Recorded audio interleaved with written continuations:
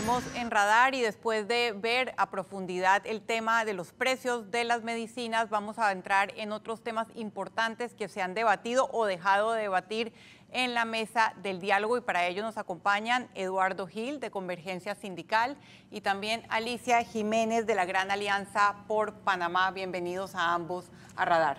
Buenos días. Saludos. Esta semana parece que hay que preguntarse si el país se encamina hacia una nueva ola de confrontación y protestas o hacia una nueva fase del diálogo. Y lo digo porque dos de los puntos del diálogo han sido, digamos, demandados. El primero, y creo que el más importante, fue la demanda que puso CONEP contra el decreto que establece márgenes de comercialización de productos. Yo quería empezar con Eduardo Gil, que ha hecho parte del diálogo. ¿Usted cómo reciben los que llegaron a ese entendimiento, a ese acuerdo dentro de la mesa del diálogo, la demanda de CONEP? ¿Cómo lo interpreta? ¿Si es acertada, si es prudente? Bueno, definitivamente que, como lo has planteado, estamos ante una disyuntiva en la cual hay como dos caminos. O nos vamos hacia el establecimiento de un diálogo realmente productivo y fructífero a nivel de la nación para encontrar soluciones más permanentes a los problemas que nos aquejan, o nos abocamos hacia la confrontación. En ese sentido, yo siento que la acción de CONEP plenamente tienen su derecho a hacerlo, pero apuesta más por la segunda alternativa, es decir, ir a una confrontación. Nosotros estamos claros de que no se trata de un problema jurídico. Lo que se ha hecho en la mesa de Penonomé ha sido tratar de resolver o de encontrar alguna salida a un conflicto social y económico. Y el sector empresarial está claro de que muchas veces, cuando nos encontramos el capital y el trabajo en una negociación, a veces corresponde a colocar de lado la ley para encontrar un punto en el cual podamos convivir de alguna u otra manera en las soluciones que nos llevan a un conflicto determinado. Y en ese sentido, lo que se ha hecho en Penonomé es tratar de colocar encima de la mesa algunas alternativas para salir del impasse. Yo creo que enmarcarnos en un debate jurídico, si es o no es legal hacer este tipo de acuerdo o este tipo de decreto, no aporta a lo que se ha estado tratando de construir, que es un nivel de estabilidad suficiente que permita entonces entrar en un debate en el que podamos enfrentar los problemas de fondo que son innegables para el país y que requiere de una voluntad y de una madurez política de todos los líderes, tanto los líderes políticos como los líderes del movimiento popular, como los líderes del sector empresarial y de otros sectores que puedan aportar a la construcción de un país más equitativo, más justo, como lo ha planteado la Iglesia Católica. En ese sentido, pues, nosotros esperamos que se comprenda el esfuerzo que se ha hecho y podamos salir de esta primera fase rumbo a una segunda fase más constructiva con muchos más sectores, pero bueno, esa es la opinión que tenemos en función de las iniciativas que se han planteado contra los acuerdos. Claro. Alicia. Muy bien, primero que nada a la teleaudiencia, y hoy domingo, pues, paz y salud para todos.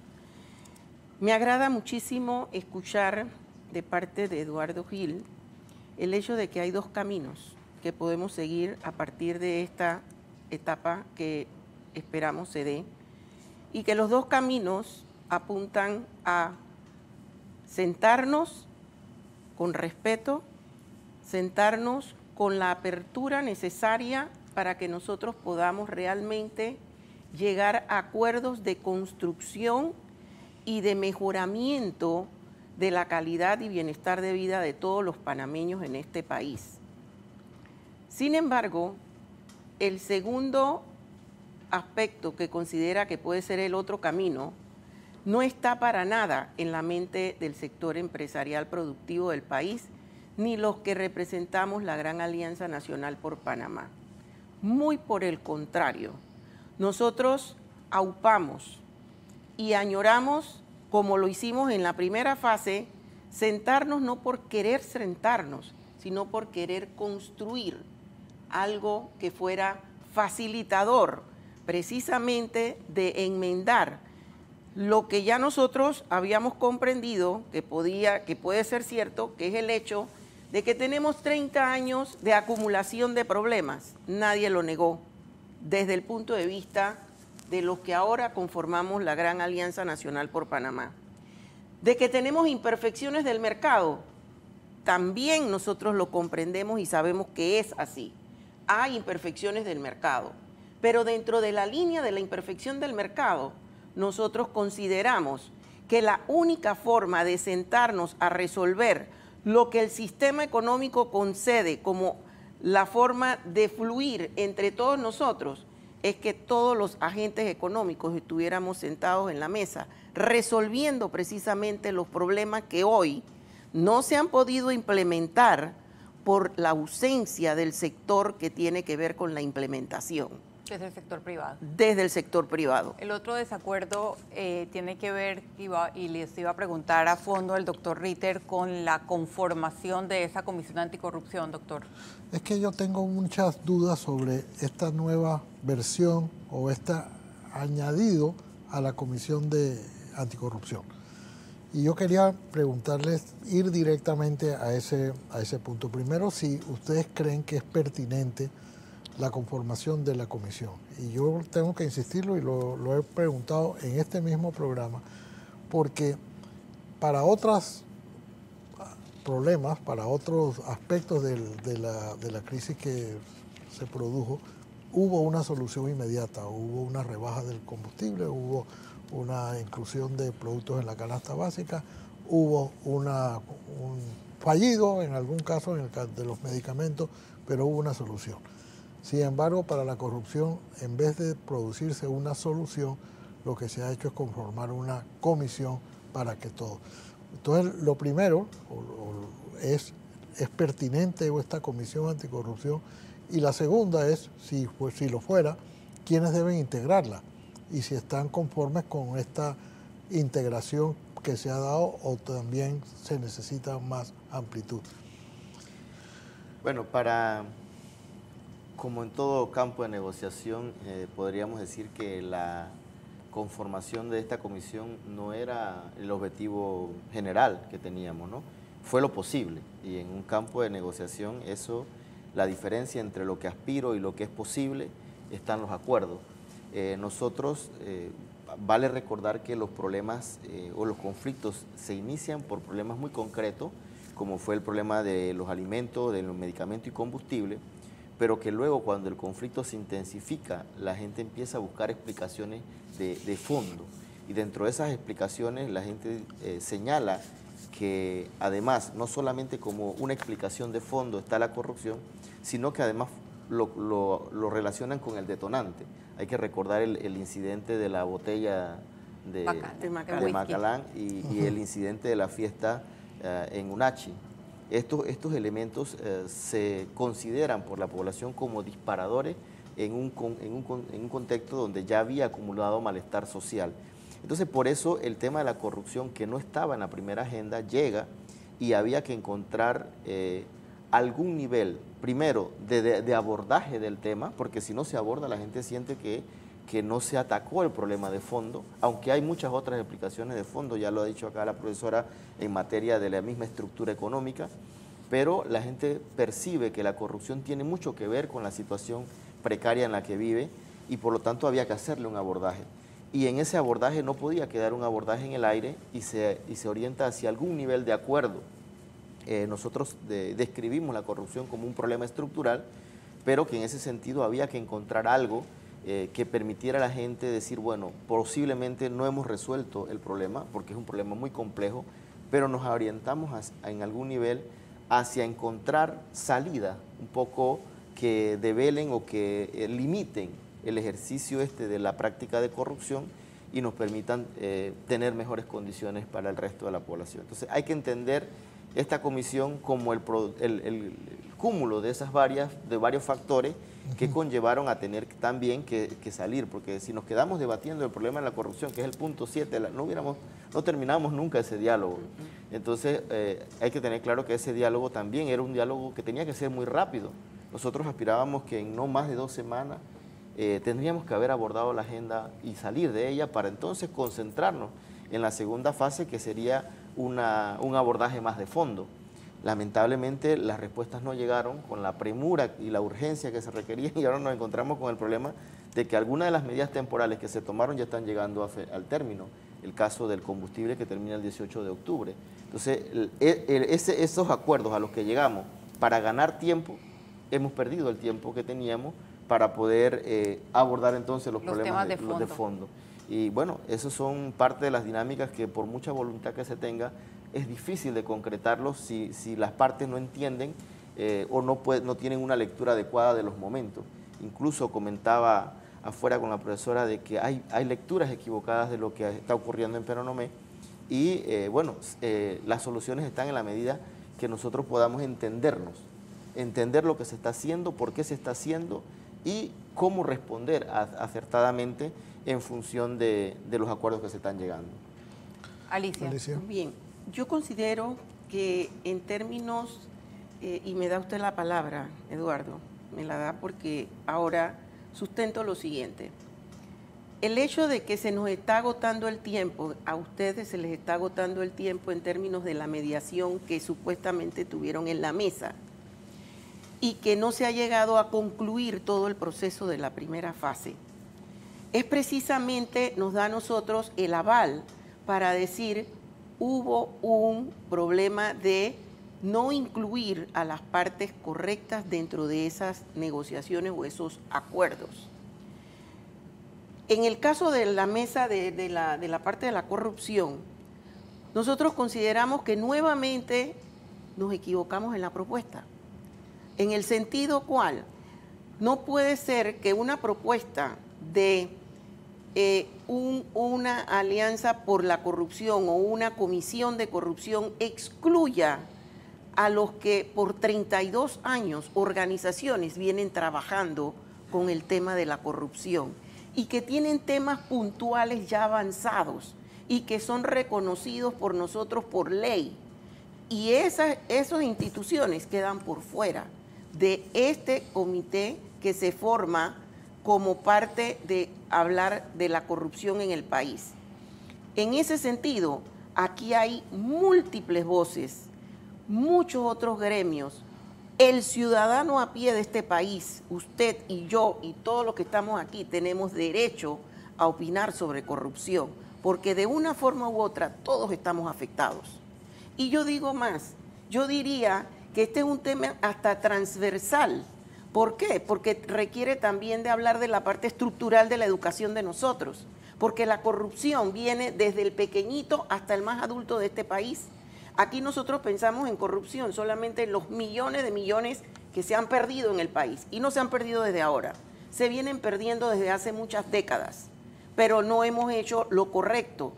Ese es parte del cúmulo de problemas estructurales que tenemos que llevar hacia adelante en el país. Por lo tanto, en este momento que se ha dado la coyuntura de podernos sentar como Dios manda a todos y teniendo ya instrumentos que nos permiten articular problemas de carácter estructural y no coyunturales de curitas, porque eso es lo que está pasando ahora, que ustedes están preocupados que se va a vencer y que todavía no hemos llegado a acuerdos.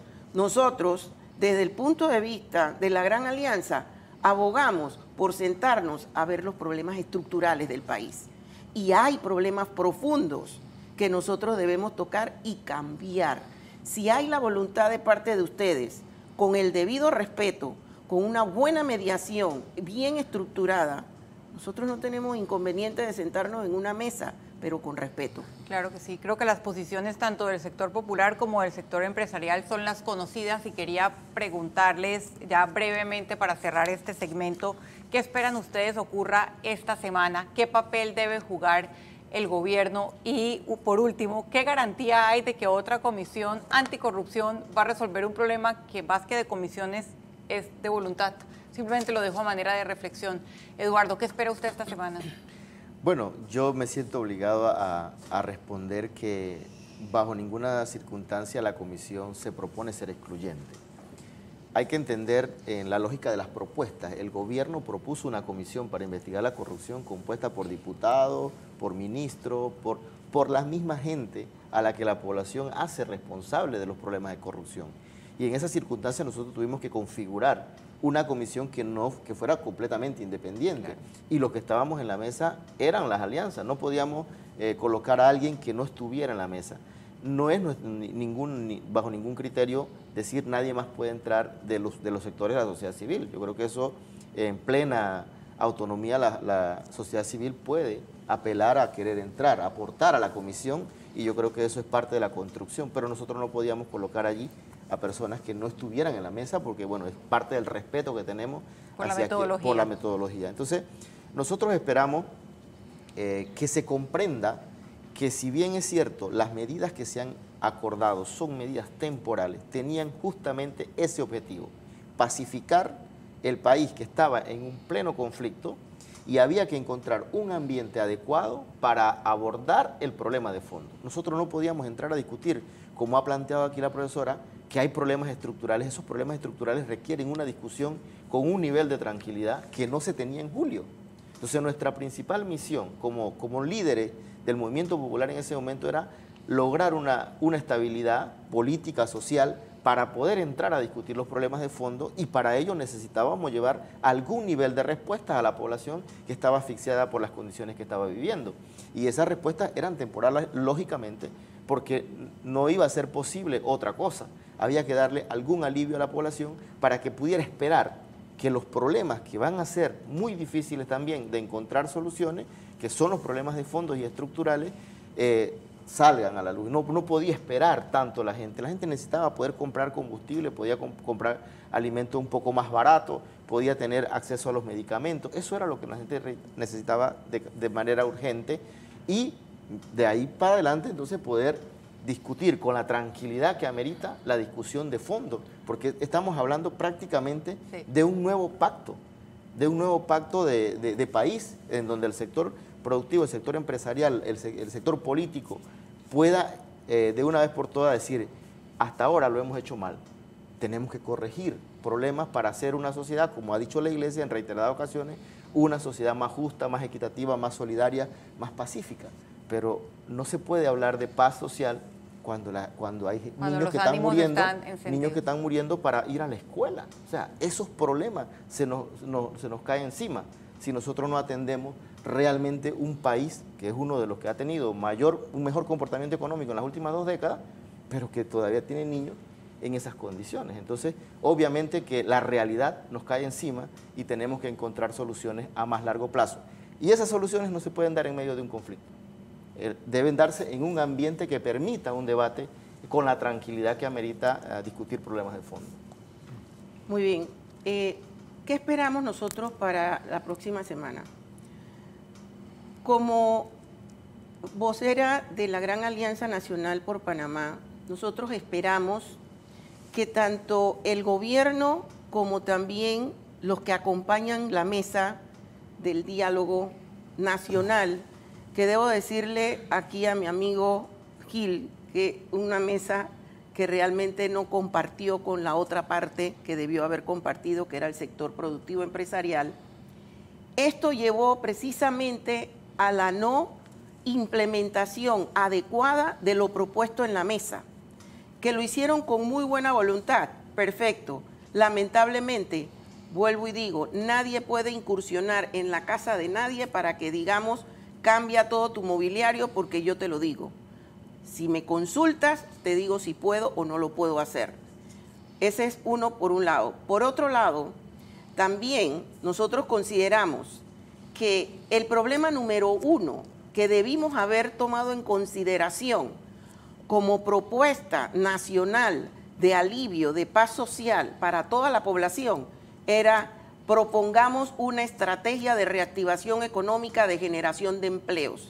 Porque aquí, por más que usted baje la gasolina, los medicamentos, la canasta básica, la energía eléctrica, 2 sectores muy complicados para decidir, medicamentos y energía eléctrica. En el caso del combustible, lo estamos cargando todos con subsidio. Y en el caso de la canasta básica, por eso se da la implementación ahora, la petición ante la Corte Suprema de que haya una inconstitucionalidad del decreto 16 de julio del 26 de julio del 2022. Todos estos desaciertos, ¿de dónde provienen? Precisamente de una toma de decisión inconsulta. No porque no quiera el sector productivo empresarial, es que fue inconsulta. Cuando ya se dan los decretos, entonces nos vienen a consultar. No se puede. Y para culminar, a mí me parece que si nosotros hubiésemos entrado a dialogar y a establecer parámetros de construcción, reactivación económica del país entre las micros, pequeñas, medianas empresas, que somos las grandes generadoras de empleo, nosotros no estuviéramos ahora en esta disyuntiva. ¿Y por qué digo esto? Porque de nada vale bajar los precios de todo lo que hemos hablado si ni siquiera hay ingresos para pagarlo. Por más que yo quiera, no lo voy a resolver y va a seguir la disatisfacción del pueblo panameño en general. Bueno, y precisamente es hora de ver qué hay en el GPS del doctor Ritter.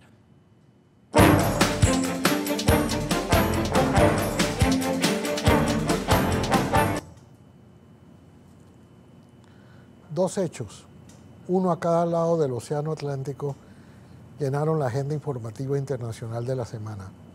De este lado, el rotundo rechazo del proyecto de constitución en Chile, y del otro, el final del largo reinado de Isabel II en el Reino Unido de Gran Bretaña.